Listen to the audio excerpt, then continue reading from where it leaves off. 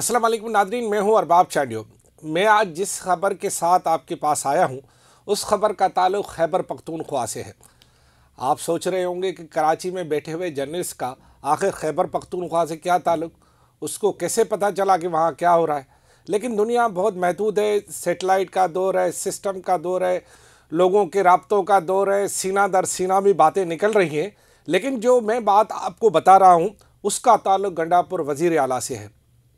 इस वक्त मेरे ख्याल में हर शख्स की शख्सियत के दो पहलू होते हैं। एक पहलू वो जिसका जिक्र जो है वो सुल्ताराई के रूप में होता है, लेकिन इसका एक पहलू और भी है, और दूसरा पहलू क्या है वो इंतहाई अहम है, और उसी पहलू की वजह से शायद वो मौला जट या सुल्ताराई बनने की कोशिश करते हैं।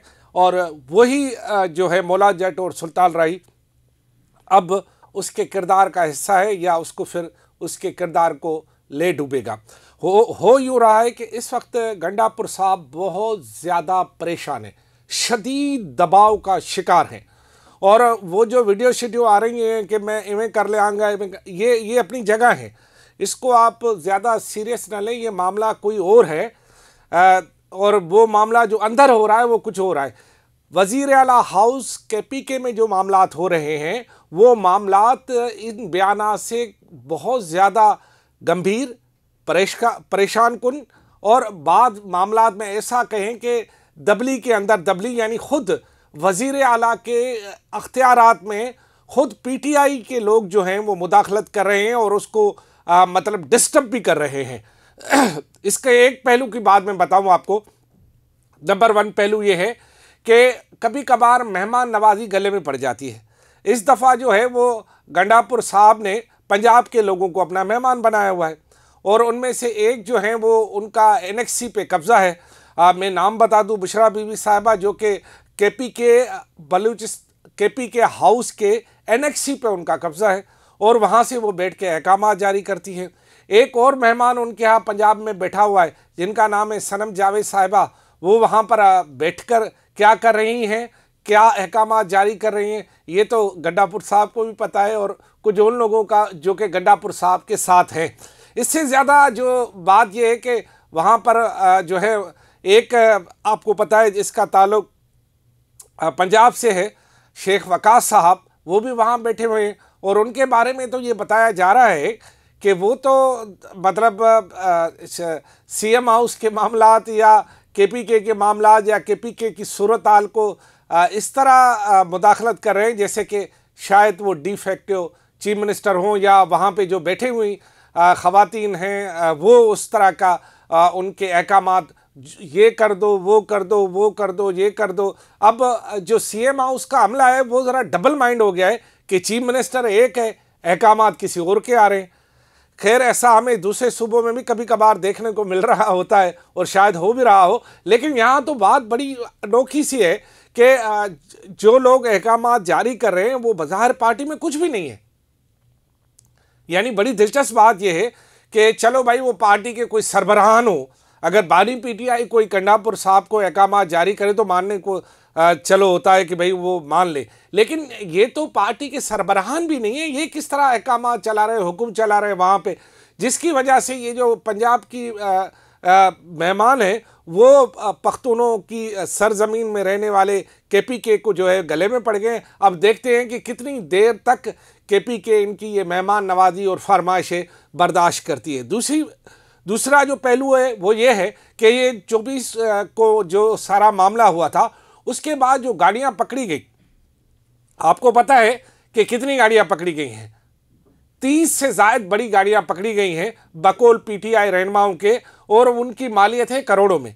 अब वहाँ के MPs जो है वो वज़ीर आला पर ये प्रेशर दे रहे हैं कि आप या तो गाड़ियाँ वापस कराओ या फिर इनकी कीमत भर के दो। क्यों कि वो जो मालकान है वो 24 घंटे अब प्रेशर डाल रहे हैं उन अराकीन असेंबली पर जो कि PTI के, और जिनके कहने पे उन्होंने अपनी गाड़ियाँ दी। अब गाड़ियाँ तो उन्होंने दे दी लेकिन गाड़ियाँ वापस नहीं आ रही, गाड़ियाँ तो जब्त हो गई हैं। अब या तो गाड़ियाँ किसी तरह तरले करके मन्नतें करके गाड़ियाँ वापस आ जाएं, उसका आना ज़रा मुश्किल ही हो जाएगा। जिस तरह रूठे हुए सनम का आना ज़रा मुश्किल हो जाता है, उसको मनाना पड़ता है। अब देखते हैं कि ये रूठे हुए सनम को मनाते हैं या फिर इसकी कीमत अदा करते हैं, क्योंकि कीमत है करोड़ों में। एक एक गाड़ी कम से कम 30 से 40 लाख रुपए की है, कम से कम, ज़्यादा से ज़्यादा भी हो सकती है। अब ये सारी रकम भी गले में पड़ी हुई है गंडापुर साहब के। जो लोग गंडापुर साहब की फैमिली को जानते हैं उनको ये पता होना चाहिए कि गंडापुर साहब के 10-11 भाई हैं, उनमें से 2-3 भाई सिर्फ एक पेज पे हैं, गंडापुर साहब के साथ है, बाकी भाई नाराज़ हैं और वो शदीद इस पर प्रेशर डाले हुए हैं कि ये जो आप इस्लामाबाद पर जो है वो चढ़ाई यानी इस्लामाबाद पर जाकर हमला करने वाली बात कर रहे हैं, इससे उनका कारोबार मुतासर हो रहा है, इससे उनकी फैमिली मुतासर हुई है।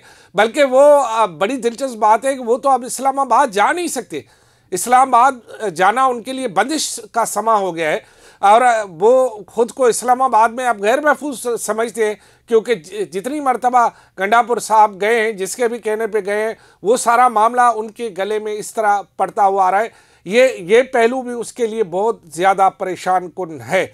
बाकी आपको पता है कि उन हलकों का प्रेशर तो हर वक्त उन पे रहता है, जिस तरह की ये बात करते हैं कि मैं उखाड़ दूंगा, पछाड़ दूंगा, तो फिर दूसरे ताकतवर तो खैर रब की ज़ात है, लेकिन ज़मीन में भी लोग ताकतवर हैं, वो भी आखिर अपनी ताकत का कहीं ना कहीं शो करते हैं और उन्होंने भी इसको मैसेज दिया है कि आप ज़रा हथ होला रखो। अब इस पहलू में यानी एक तरफ MPS का दबाव है, एक तरफ पंजाब के मेहमान जो वहाँ पर कर रहे हैं, तीसरी जानिब इसकी जो अपने भाई हैं उनका प्रेशर है उस पर, चौथी तरफ उन हलकों का प्रेशर है जो कहते हैं कि KPK वाले जो है ये हमला शमले वाला सिस्टम बंद कर दे, और पांचवा और अहम पहलू जो है वो मुंतखब नुमाइंदों का गंडापुर पर यह है कि भाई हम अपने हलकों में डिलीवर नहीं कर पा रहे, हम अपने हलकों में नौकरियां नहीं दे रहे, आप नौकरियां खोलें, हम अपने हलके के लोगों को नौकरियां दें, हम लोगों के काम नहीं कर पा रहे क्योंकि सारी तवज्जो जो है वो